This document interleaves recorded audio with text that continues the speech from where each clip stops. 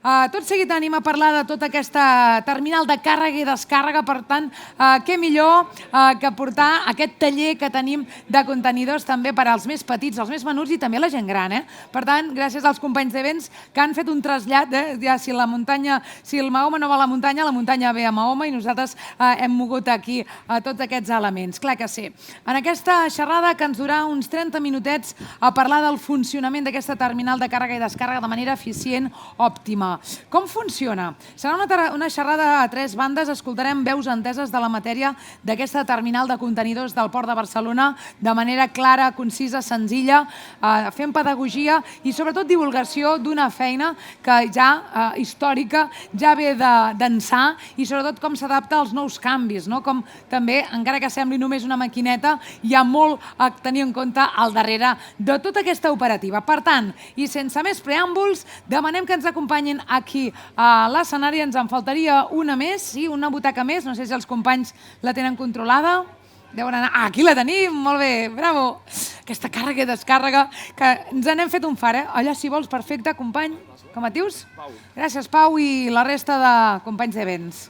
Molt bé, doncs així, ja que estem tan a propet, els posarem més a prop. Sí? Va bé així?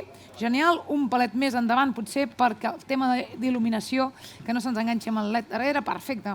Tot i que el LED va bé. Perfecte, ara sí que sí, tenim la càrrega ja arribat a port, ja tenim el moll, per tant, és qüestió de demanar-los als nostres companys que ens acompanyin el senyor Josep Ollés, mànager de la terminal d'operacions de Best. Benvingut, Josep. En Jordi Vila, mànager d'operacions d'APM Barcelona Terminal. Benvingut. I en Xavier Tàrrega, estibador portuari i sindicalista representant el col·lectiu d'estibadors. Un aplaudiment per ells. Aquest és el gruix, aquesta és la càrrega. Salutacions de part de tot l'equip que fa possible la jornada de portes obertes.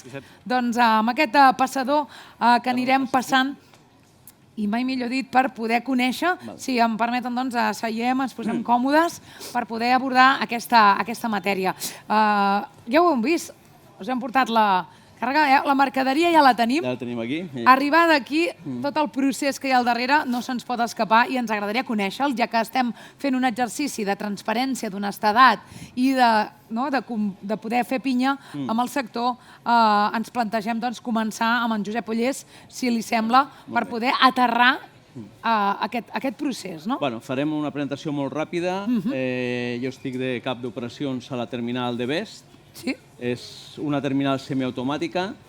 Va ser la segona terminal semiautomàtica dintre de l'estat espanyol i volia explicar una miqueta molt ràpid el que fem entre tots, perquè és una feina que no és només de la gent que treballa a l'empresa, sinó de molts col·lectius, el col·lectiu transportista, estibadors, hi ha les aduanes, estan remolcadors, pràctics, amarradors. I fem aquí una miqueta d'on estem i el que intentem fer. Senyor Josep, si vols aixecar-se i així també al costat de la mercaderia s'hi trobi bé, és un bon moment, sí, perquè és que així s'esplaia millor i us ho hem de posar fàcil. Hem de dir que el Port de Barcelona està situat a la zona logística més important del sud d'Europa. És a dir, aquí tenim una oportunitat molt gran per fer-nos atractius i que les mercaderies ens arribin aquí al Port de Barcelona i siguin capaços de repartir-les molt ràpid. Aquí tot va amb la rapidesa, l'efectivitat i que siguin capaços de moure-les per diferents mitjans. Es poden moure inclús mercaderies que arriben al Port de Barcelona amb vaixell cap a altres ports i es poden moure mercaderies per transport ferroviari i per transport terrestre. Amb tot això hem de ser molt efectius. Això és la gran zona logística del Port de Barcelona. Tenim les dues SAL del Port de Barcelona, tot el parc logístic a prop de les terminals i un aeroport internacional també. Això és la terminal pròpiament dita de Best, la terminal semiautomàtica. Tot el que veieu aquí, ara anirem veient al mig, són dues màquines que un cop li arriben els contenidors a les capçaleres, elles es dediquen a posicionar-les en el lloc que pensen que és més correcte, amb una sèrie d'algoritmes i on el factor humà només intervé quan ha de parametritzar, depenent moltes vegades si tens molt flux de contenidors frigorífics, de contenidors de 20 peus, de 40, la resta, amb el pati automàtic, ho fa la intel·ligència. Tenim una operativa marítima, que és la que abarca tota la zona de mar, on estan les grues portuàries i on tenim el que és la zona de transferència entre el vaixell i la capçalera dels blocs que estan més a prop de mar. Tenim una zona d'estocatge, que és la que us comentava, on estan les grues semiautomàtiques, en aquest cas. És una terminal semiautomàtica perquè, a diferència d'altres terminals que hi ha, per exemple, al nord d'Europa i altres països, la transferència de vaixell cap a bloc i de bloc cap a vaixell es fa amb personal estibador i amb maquinària personal estibador. Hem de dir aquí que és la manera més efectiva. Nosaltres estem ara amb uns rendiments mitjos d'uns 35 contenidors per hora per grua, quan les terminals automàtiques estan entre 26, 28, 30 moviments per hora. Per tant, vol dir que és un bon sistema. L'operativa de camions. A la terminal semiautomàtica tenim una operativa marítima per banda de mar i una operativa de transport terrestre completament separada. Això que ens dona també una seguretat amb el tema de prevenció de riscos i un flux molt més clar per a les mercaderies. Tenim una terminal ferroviària. El cas de Bes és la terminal ferroviària més gran dintre d'una instal·lació portuària de l'estat espanyol. Tenim 8 vies de 750 metres, però tenim un inconvenient, que la infraestructura per arribar a la terminal i per sortir és una infraestructura que no està desenvolupada. I estem fent igual un 20% del total de tràfic que podíem fer per mitjans terrestres. Important pels tràfics a Saragossa, centre Espanya, i el que està intentant ara és sortir cap al mercat francès. Però s'ha de ser molt àgil també. Aquí tenim maquinària, les grues Portic. No podem dir que són última generació, perquè podem dir això i al cap de 2 anys ja són penúltima o antepenúltima. Ha evolucionat moltíssim el creixement dels vaixells, el creixement del tamany de les grues i la manera de manipular-les. Tenim Rick Stackers, tenim allí el que diem Straddle Carriers o Shuttle Carriers, que són més baixets per fer aquesta transferència, i allí on diu el 2W és una de les grues automàtiques. Tenim, a diferència de terminals manuals on l'operador va sobre la màquina, en el cas de les grues d'estocatge, aquí nosaltres els operadors, que són estibadors portuaris, estan en una sala de control amb 3 pantalles i ells van... El moviment és automàtic fins a una alçada del camió, tant per l'entrada com per la recollida, i a partir d'aquí entra amb el modus manual que ho fa un estibador portuari. Diferents tipus de contenidors, hi ha molts més, tenim tanques, frigorífics, el que més empleat ja fa temps és el High Cube per la quantitat de mercaderia que podem ficar dintre. Això és la zona de transferència dels camions, on per tema de seguretat el camioner baixa i es col·loca a unes cabines. Si el camioner sortís d'aquella cabina que té unes catifes de pressió, automàticament la grua, en el moment que estaria sortint, es pararia, perquè la grua és molt intel·ligent, però de moment no té ulls. Això és l'entrada terminal. Tenim aquí un procés de portes on s'examina l'estat del contenidor, on es fa tot l'intercanvi d'informació telemàtica que passa al sistema Altos de la terminal. I això és l'entrada, com us deia. I aquí tenim la terminal ferroviària. Tenim 2 grues Portix RMG on es carreguen i es descarreguen les composicions. Ara estem fent una mitja de 18 composicions diàries. Què fa falta per tot això? Que l'intercanvi de comunicació sigui molt ràpid. Necessitem una plataforma telemàtica, que en aquest cas és Portic, on estan l'autoritat portuària, les terminals, transportistes, consignataris, i el flux, a més, és un flux que no està manualitzat i, per tant, és un flux molt més segur. Operativa marítima, com hem vist. Això és el que has comentat de l'interchange de vaixell cap a bloc automatitzat. Per la part d'aquí són els camions i d'allí terminal ferroviària. Això són els Straddle Carriers que tenim. I això després una mica la gestió operativa. Nosaltres tenim un schedule de vaixells. Moltes vegades, com és ara, no ens hi caben perquè, degut a la crisi del Mar Roig i els problemes polítics que hi ha, els vaixells han incrementat molt les escales a Barcelona, molt número de vaixells, i som incapaços de posar-los tots en el moment que arriba. Llavors hem de planificar la millor manera de que ens hi càpiguen el màxim de vaixells i que estiguin el mínim de temps a la terminal per poder donar servei i no que estiguin esperant molt temps a zones de fondeig. Aquí nosaltres planifiquem les grues que volem posar a cada vaixell determinat. Això són plànols que entreguem, instruccions. Com us he dit abans, aquí és necessari que tothom funcioni, i tothom funciona bé. Funciona bé l'estiva, funciona molt bé, funciona bé tant la gent d'operació als terminals com la gent de tallers, les portes, funciona bé el servei de pràctics, remolcadors, amarradors. Si tot això no siguessin capaços de linkar-lo, doncs uns podrien fer-lo molt bé, però si no funciona tot, estaríem sempre amb esperes, amb demores i amb mala producció. Això és més la planificació operativa. Aquí tenim un vaixell d'aquests d'última generació de 400 metres i 24.000 contenidors, i nosaltres aquí planifiquem. Els colors vol dir que són possibles grues que podem posar en aquest vaixell per fer-lo el més ràpid possible. I aquí hem acabat. Déu-n'hi-do, home. Doncs, bueno, molt bona feina. La veritat és que molt explicatiu a tot aquest procés. Hem pogut conèixer des del model del contenidor fins a aquest flux, a partir de l'algoritme, com us ho feu, el seu modus operandi. Tot seguit, a veure quin detall més ens aporta en Jordi Vila, manager d'operacions de PMA de la Barcelona Terminal. Endavant, doncs, tot teu, y després comentem la resta amb en Xavier Tàrrega. Perfecto. Muy buenas tardes a todos y a todas. Después del masterclass de Josep vamos a intentar dar un pequeño más de valor añadido a la presentación, ¿no? Jordi Vidal, director de operaciones de APM Terminals, Barcelona. APM tiene terminales alrededor del mundo, 62 terminales, imaginaos, ¿no? Todo el desarrollo, toda la logística que lleva en el mundo del transporte marítimo. Siempre he dicho, y creo que todos compartimos, ¿no? El mismo comentario, ¿no? Dentro de nuestras mentes, que el puerto de Barcelona es una ciudad dentro de otra ciudad. Y creo que esa afirmación es bastante acertada. Y la terminal de contenedores considero que es el barrio más movido, el barrio más multicultural, el que no duerme, el que no descansa. Y vamos a aprovecharlo, ¿no? Vamos a aprovecharlo porque sin duda ese barrio que tanto valor añadido da a la ciudad y sobre todo también a la comunidad del transporte. Imaginaros una expansión de terreno como la que comentaba Josep. Estamos hablando de 80 hectáreas. A mí me gusta siempre comparar toda la información que tenemos, ¿no? Estamos hablando de 80 hectáreas, son 80 campos de fútbol.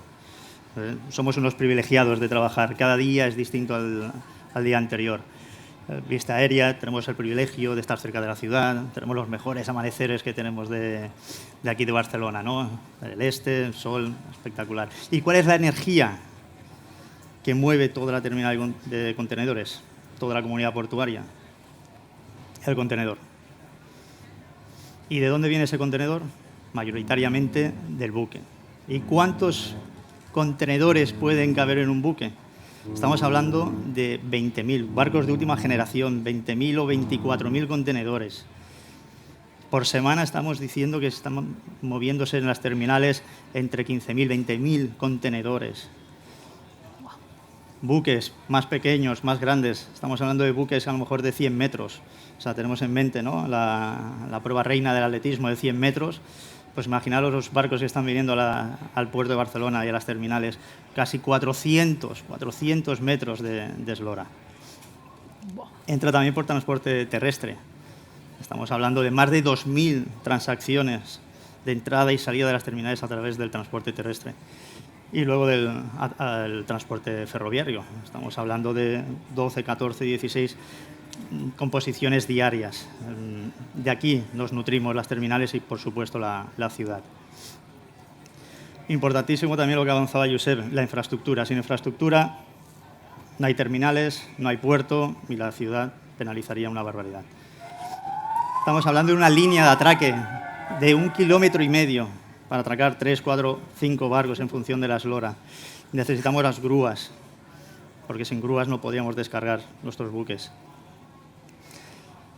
La participación de la autoridad portuaria, porque nos tienen que dar esas infraestructuras, no solo atraque, línea de muelle, calados para que vengan los barcos de última generación, tener una infraestructura ferroviaria muy potente para tener un transporte más sostenible. El equipo que utilizamos en las terminales. Estamos hablando de las grúas Portainer. Estamos hablando que alcanzan más de 50 metros de altura para poder trabajar los barcos de última generación. Y van construyendo nuevas con nuevas grúas, con nuevas dimensiones, o vamos de la mano construyendo buques de gran tamaño con un equipamiento acorde a estos buques, o llegará un momento que no seremos competitivos. Grúas del tren, maquinaria, como avanzaba también nuestro compañero, Straddle Carriers. Este tipo de maquinaria maneja contenedores pesados, también puede ser contenedores vacíos. Los empty handlers solamente vacíos, la reach stacker mucho más dinámico, llenos, vacíos. Y lo importante, no nos podemos olvidar del componente humano. Tengo la suerte de liderar un equipo operativo de más de 70 personas. Trabajamos con el personal estibador, trabajamos con la autoridad portuaria, trabajamos con consignatarios, líneas navieras, operadores ferroviarios, equipos de mantenimiento que son capaces de mantener nuestros equipos totalmente preparados para trabajar diariamente todos los medios de transporte. Y sobre todo, siglo XXI, nos movemos en un siglo de nuevas tecnologías, sin un equipo informático detrás que desarrolle potentes sistemas informáticos para saber exactamente dónde están los contenedores, qué gestión vamos a llevar diariamente. No es sencillo, necesitamos estas ayudas ya tecnológicas para ser muy competitivos. Y orgulloso también de participar en estrategias con la compañía, porque todos tenemos hijos, tenemos familia, tenemos que cuidar mucho más a las nuevas generaciones, dejarles un mundo mejor que el que estamos diariamente. Y APMT es una de las terminales que apuesta por el transporte sostenible. Es la empresa Maersk, que lógicamente está detrás del grupo APM, está construyendo barcos con energías sostenibles. Es la clave, es nuestro futuro. Yo no puedo dejar un mensaje para finalizar que no sea este, ¿no? Un transporte más sostenible para el futuro de las nuevas generaciones. I no me quiero alargar mucho más, porque sé que tenemos poco tiempo. Genial, no? Molt bé. Jordi Vila, el mànager d'operacions. M'ha agradat molt amb aquest símil que comentes, sí, ara ja tenim, gràcies, de que realment el port és una ciutat dins una altra ciutat, això també ho deia abans el Joan Carbonell, de que és així, no? I que aquest port a sobre, que tingui aquesta multiculturalitat, de que sigui aquest anar i venir, aquest flux incessant, i per tant el barri amb més moviment i més vida, diguem-ho així, no? I per tant aquesta vida també l'hem de conservar, l'hem de preservar perquè tingui molt bona salut i pugui seguir avançant. I és per això que necessitem cada una de les peces que són persones, és un port de persones per les persones, perquè tota aquesta mercaderia acabarà sent, doncs, arribant al seu destí final. I aquí la feina ingent que fan aquests estibadors i estibadores, que noies també en tenim unes quantes dins aquest gran equip, aquest gran col·lectiu d'estibadors que representa molt bé en Xavier Tàrrega, estibador portuari i sindicalista, que l'haureu vist sovint als mitjans de comunicació quan ha tocat parlar en nom de tot el col·lectiu. Així, a grosso modo, en poques paraules, i després ja posem en comú també a través del debat, Xavier Tàrrega, que avui que fem jornada de portes obertes, quin missatge voldries donar també des del vostre col·lectiu, sobretot en èpoques bones de vaques magres i vaques flaques, de dir sempre hi sou i donant la millor versió. Bona tarda. Com diuen, soc Xavier Tàrrega, soc un dels representants dels estibadors del Port de Barcelona. Som una plantilla de 1.100 persones. Hem fet una incorporació fa 10-15 dies de 100 persones més. La veritat que quan parlem del Port de Barcelona no s'agrada sortir ni a la televisió ni als mitjans de comunicació perquè normalment són per situacions que no volem però ens arriben. Dic que el Port de Barcelona ens hem de sentir orgullosos perquè la incorporació de la dona amb la igualtat de la dona és el port que té més dones treballant d'estibadores.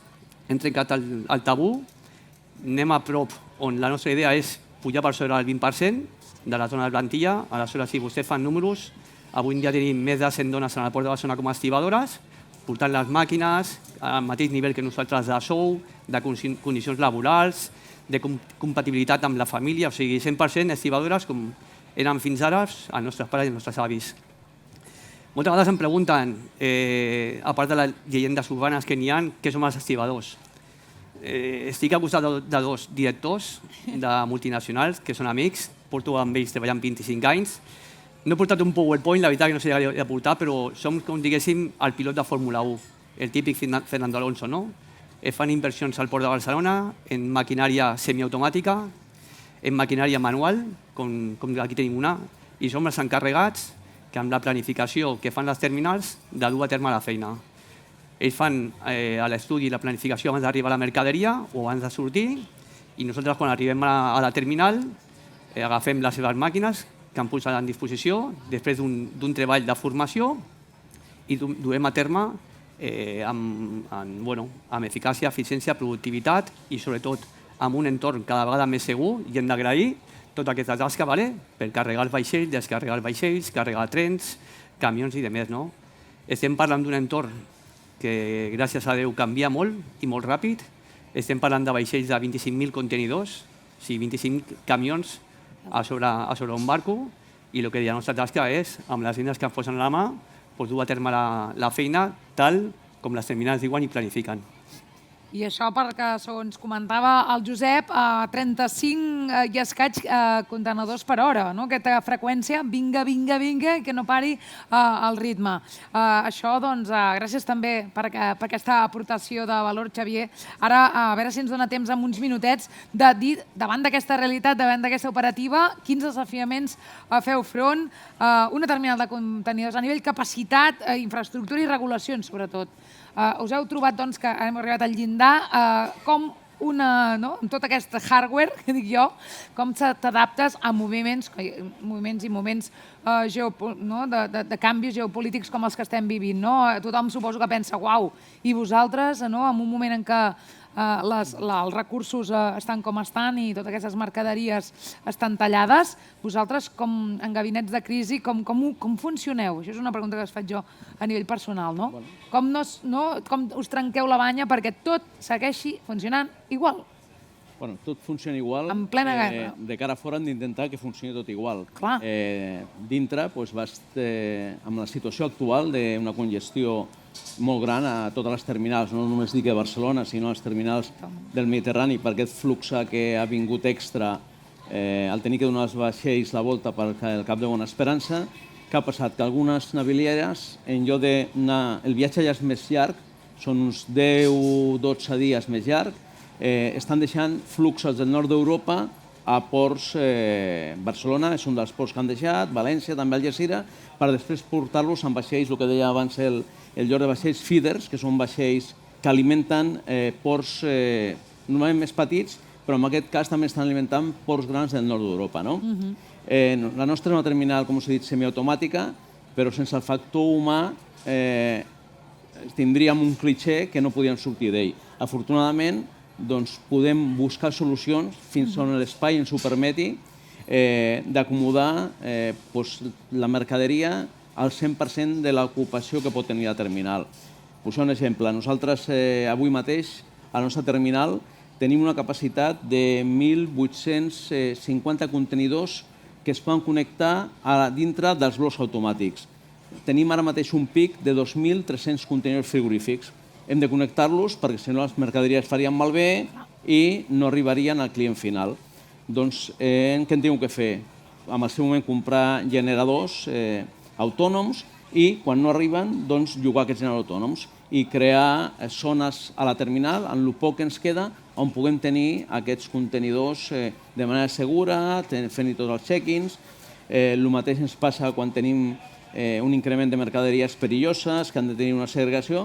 Doncs aquí és on el factor humà ha de desenvolupar una intel·ligència extra per poder situar tot això dintre la terminal amb totes les mesures de seguretat i no parar aquest flux que hem dit que ens fa que funcionem i que podem ser atractius com a port de cara a clients del hinterland, del foreland i que s'aposti pel Port de Barcelona. Sens dubte. I sobretot a l'hora d'aquest emmagatzematge, com es prioritza? No sigui el que comentes, qui determina i com es determina i en funció també de moltes variables, suposo, però a l'hora d'escollir aquest va cap aquí i aquest va cap allà, no és una trilogia, no és un thriller, sinó que aquests contenedors passen per uns codis i passen per una normativa i per un balanç i un barem important. De hecho, las terminales no son infinitas. Quiero decir, estamos hablando de 80, 90 hectáreas, ¿no? Y cuando tenemos estos desafíos, ¿no?, de la llegada masiva de muchos contenedores, nuestras cabezas pensantes, ¿no?, aceptan este reto, aceptan este desafío. Y más que nunca tenemos que estar todos alineados, porque si nos están llegando todas las importaciones a la vez, necesitamos que la comunidad del transporte y la comunidad del transporte ferroviario vayan de la mano, porque tendrán que retirar estos contenedores para hacer sitio a los siguientes. Para mejorar la eficiencia, lo que buscamos en las terminales es la importación ya, dejarla preparada, que nuestros equipos de planificación las descarguen y las posicionen con la ayuda de nuestros compañeros ya cerca de la ubicación de donde van a estar los camiones, de donde van a estar los trenes. Así vamos a agilizar muchísimo la cadena logística a nivel de tiempos, a nivel de productividades, porque si no llegará el momento de saturación. Además, necesitamos también ir de la mano de las autoridades portuarias. Hay que seguir invirtiendo. Si estamos un par de años sin invertir, el resto de los puertos serán más competitivos. Tenemos que ir muy de la mano. Barcos más grandes, grúas más grandes. Necesitamos más extensión de terreno, mucha más extensión. I ese és el desafío diario, que no és poc. És un desafío, sí, com sempre diem, diari, 24 hores, 7 dies a la setmana, tot l'any, 365 dies, i sobretot a l'hora de prendre mesures. Quines mesures ambientals preneu perquè el vostre impacte al medi ambient sigui el mínim? Parlàvem i vam començar ahir amb aquesta descarbonització latent i persistent, no? És missió sine qua non. Com treballeu vosaltres a nivell mercaderies? Que són aquests continguts, aquests continents que sí o sí són els que són, perquè han d'aguantar el que han d'aguantar. Por nuestra parte, Y el consumo hace realmente energía. una semana hicimos la inauguración de un nuevo equipo con motores híbridos, ya no son maquinaria 100% combustible fósil. Hay que invertir por estas nuevas tecnologías. También en un futuro vamos a ser pilotos en maquinaria full electric. Queremos dar ese valor añadido, no solo a la comunidad de transporte, sino a la ciudad, ¿no? Es el compromiso que queremos realmente como terminal. Es una inversión muy importante, però necessària. En el cas nostre, em permets, I tot tant. el pati que heu vist de grues automàtiques són grues elèctriques. Les grues de vaixell són grues regeneratives d'energia, és a dir, amb el moviment es retroalimenten, i el que hem estat fent nosaltres aquests últims 4 anys és intentar muntar plaques solars a tots els espais de la terminal on siguin capaços de fer-ho. Amb això estem aconseguint també que l'il·luminació de la terminal s'alimenti d'aquestes plaques solars, que tota l'aigua es pugui escalfar amb això, i, com deia el Jordi, comencem també amb el tema maquinària híbrida. Ara nosaltres hem fet la incorporació d'una Ridge Stacker elèctrica i esperem que la tecnologia avanci més per poder desenvolupar més maquinària d'emissions zero, no? I això ens ho ha de venir amb el futur aquests propers anys. I abans també, en 2 o 3 taules rodones, un parell va sortir el tema de vosaltres davant de realitats excepcionals com una pandèmia. Jo crec que ha sigut la lliçó, ens ha passat pel sedàs i ens ha lliçonat bé i ens ha fet treure unes forces. Aquí em va dir, sentint en Xavier Tàrrega, em va dir no me'n parlis de la pandèmia, però jo crec que vull treure a flote i a la superfície tota la feina que es va fer també a nivell de totes aquestes terminals i com veu patir lo seu. I que com en situacions tan adverses la força que surt de totes aquestes caps pensants i tots els equips. Aquí, per referència també, Xavier, com ho veu viure i què te'n portes de la lliçó que ens va deixar la pandèmia del Covid? Si em permeten, jo estic en família jodido. Jodido con tothom, estaven, no? Però clar, agafaves jo he vist per sobre de Mataró i agafàvem el cotxe i te plantejaves que la família teva estava a casa patint per la situació i tu baixaves a treballar i pensaves, hòsties, he de baixar a treballar perquè no puc parar almenys una cadena logística, no? Perquè ja no només tema de cotxes, perquè aquí surten containers, no? Però en aquella situació veiguant de tot tipus de mercaderia. En un començament no ho enteníem, però després en reunions en Port de l'Estat a Madrid ens deien, és un servei bàsic, igual que és un hospital o és la policia en aquest moment, no? I o els bombers, no? Era un servei de la cadena logística que era bàsic en pandèmia, amb por, era veritat, anàvem amb por a treballar perquè fins i tot els companys no t'apropaves amb màscares i demés i una mica de patiment i de consciència de dir, hem de continuar, com molta gent continua, i se'n sortirem. I agrair també a les terminals, que ens ho van posar molt fàcil, en una situació molt complicada per tots i la veritat que ens van posar molt fàcils. Vam haver de regular els equips de treball en diferent número de persones, no van baixar els rendiments, que és molt important. Hem parlat d'un rendiment als contenidors de 35 moviments per hora. La gent no entén el que és això, però estem competint contra la màquina, contra la intel·ligència artificial, i en aquell moment també va ser un repte de dir continuar amb mateixos rendiments, no? Perquè ha de ser, fins i tot ha de ser eficaç, efectiva, i segur, no? Però va ser un repte per tots, per la societat i també per la gent que estava treballant, no només nosaltres. I tant, totalment, per treure's del barret la feina que veu fer. I ara que, tot i que no ens queden temps perquè estem fora de joc, fora de temps, volíem dir aquesta mini pròrroga que si ens concedeix l'expert en naufragis, que crec que és d'allà, uns minutets per acabar de tancar-ho. Ara que justament has tret el tema dels temes, estem parlant d'innovació de tecnologia, de 5G, dels drons també, que ahir vam escoltar els Xavis que ens explicaven com l'ús i la seguretat també per controlar tots els contenidors, tot a nivell aeri, controlat tot perquè tot arribi a bon port i tot amb la millor seguretat amb material i personal. La tecnologia que ens ve, l'intel·ligència artificial, com creieu que la podem implementar sense que vagi a més a ocupar o desocupar i que pugui ser un aliat més del joc i de la càrrega i de la descàrrega? Companys, i amb això acabarem, aquest nou paradigma tecnològic, com l'integrem de manera orgànica en una estructura tan analògica, en el fons, com és una terminal de contenidors. Hem d'integrar-la perquè ens ajudi a trobar solucions més efectives en moments de colls de botella, a desenvolupar nous sistemes àgils i abans les terminals eren completament manuals. Jo quan vaig començar anaven tots amb un paperet sequejant contenidors, mirant el tipus de contenidors.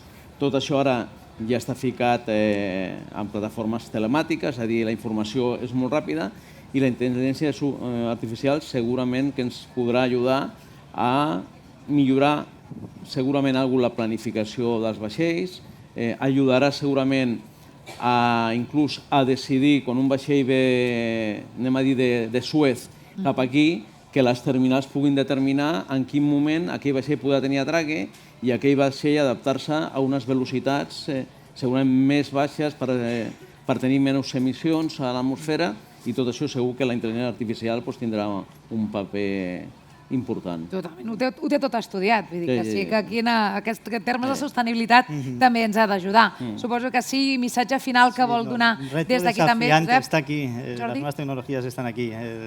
Modelos predictivos para ayudarnos a planificar, a mejorar esos tiempos, tanto de trabajo como de entrega y recepción. Hay que aprovecharlos, si no estaremos por detrás del resto de las terminales. I no queremos dir, volem anar un passet endavant. I per acabar, doncs, també missatge final que vulgueu donar des d'aquesta feinada que feu ingent des de terminals? Fàcil. Haurem d'estar atents com a treballadors, haurem de tindre més formació, en noves oportunitats i llocs de treball que sortiran i sobretot de part de l'Estiva ens permeten més professionals encara serem. Més professionals, i no ens trauran la feina aquestes tecnologies. Sempre hi haurem de ser-hi, a primera línia, de persona a persona, a través de la qual seguirem avançant i compartint tot el que passi a terminals i altres espais del port, gràcies a jornades obertes com la que estem compartint. Així doncs, agraïm moltíssim la seva presència avui en aquest escenari, perquè el temps comença a ser ja a jugar-nos en contra i tenim els companys. I tant que sí.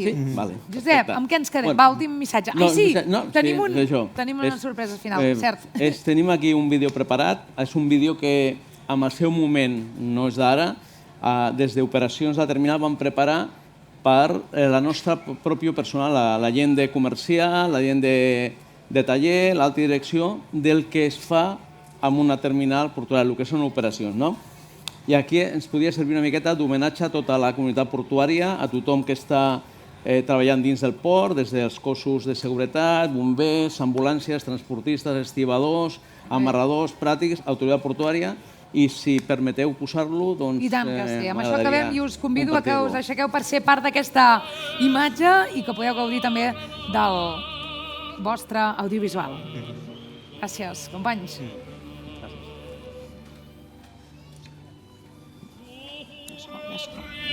Principessa nella tua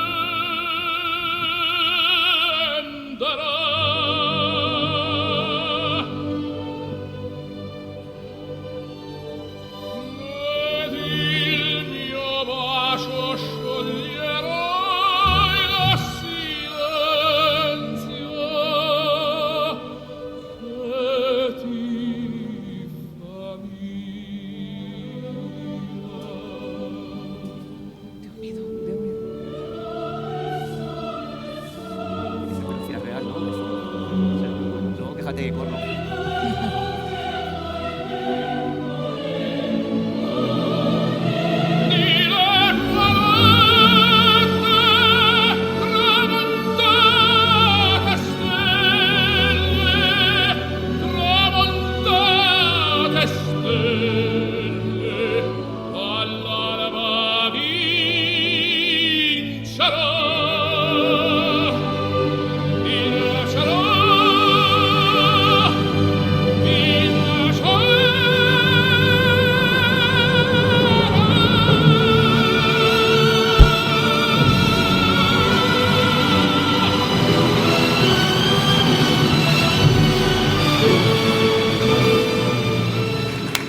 I bravo, bravíssimo també, aquest Nessun Dorma, pell de gallina veure tot aquest trànsit d'aquest incessant, incombustible. Moltíssimes gràcies als tres per haver-nos acompanyat avui. Josep Ullés, mànager de terminal d'operacions a Best, Jordi Vila, mànager d'operacions d'APM a Barcelona Terminal, i Xavier Tàrrega, aquest estibador portuari sindicalista representant el col·lectiu d'estibadors.